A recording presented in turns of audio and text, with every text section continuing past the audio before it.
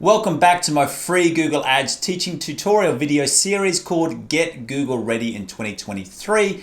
Just in case we haven't met yet, my name is Aaron Young. I'm from Define Digital Academy and I'm your 15,000 hour Google Ads master. And in this video, I'm going to be taking you through the process of how to optimize your shopping campaigns. And as I go through this process, you're going to see that I'm going to be using a tool which I call my e-commerce optimization checklist.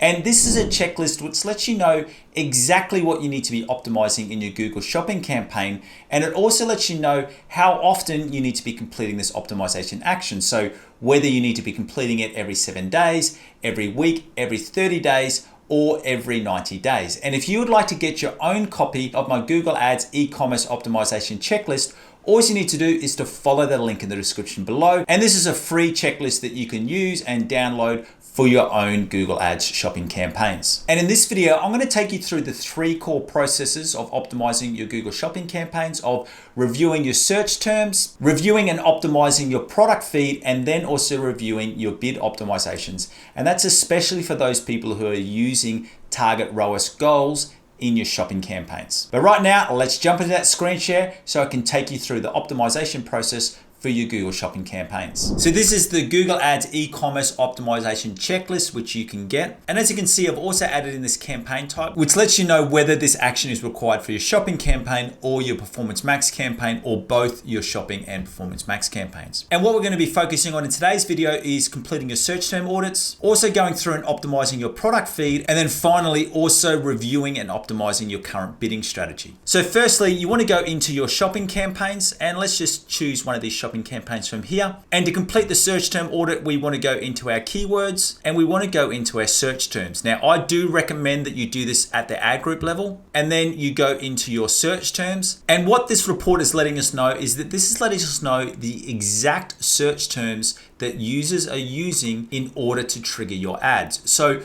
what you would then go through and do is, let's just say we can see the search terms here, cat fabric or dog fabric. And if this was not relevant for your products, what you could do is you select them and then you go through and add them in as a negative keyword. And what this is going to do is that this is going to stop Google from triggering your ads and showing your shopping ads when someone uses that search term. And that's something that I recommend that you go through and do every 72 hours, or if it's a bit more of a mature campaign, you could go through and do it every week. And now let's move on to the next item I wanted to take you through, and this is optimizing your product feed. So to complete this, you want to go into your product groups section. And then when you're in your product groups, and remembering when we've gone through the shopping campaign setup, I showed you how to go through and break down your shopping campaign into different ad groups, and also how to break it down so that you're getting this data at a product level. And what you're looking at here is you're looking to find is, are there any products which have a high spend and are not getting any conversions? Because what can happen in shopping campaigns is that you can get the situation where Google continually shows your products and they're just not getting any conversions. So what we're looking at doing is we're just looking at, do we need to exclude any products,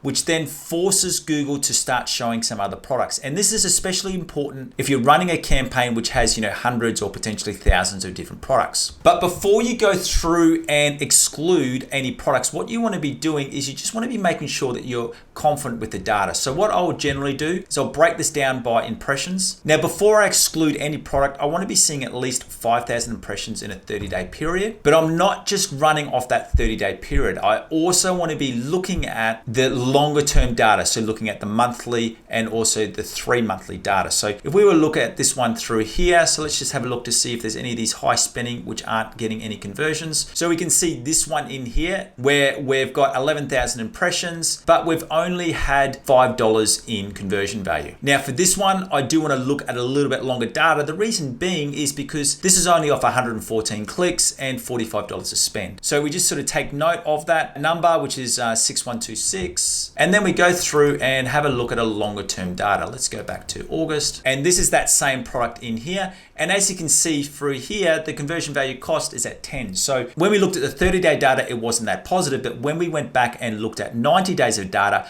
we can see that we're getting some good results there. So I would not be willing to exclude that product yet. So what you'd be wanting to do is that when you find a product which has potential to exclude, before you make that exclusion, you want to go back and review it not only on a 30-day window, but also on a 3-month or even a 6-month window. So you can be sure that you're not excluding a product which hasn't had a good history of performance. And then the last thing that I want to show you, and this is especially for people who are using a target ROAS setting. And what you want to be going through and doing is you want to be looking at your target ROAS setting at the ad group level. Because remember, when you set a target ROAS setting, that's a campaign-wide setting, but it may have different results when it comes to your ad groups. Now, these campaigns, we only started them in September because we did some restructure of this account. And what we're looking at through here is that I'm happy with both of these target ROAS settings, because you can see our target ROAS is at 350 and our conversion value cost is at 3.62, so about 360. Same with this one, it's 275, it's at 313. Now, potentially I could increase this, but I'm not comfortable in increasing that yet. Once again, because we've only got to 2,000 clicks of data. But I want to show you right now the main thing you want to look out for. And that's here, where you're seeing a really big variance between your target ROAS and your conversion value cost. Now, it's better to be lower. So the fact that we've got a target ROAS at 500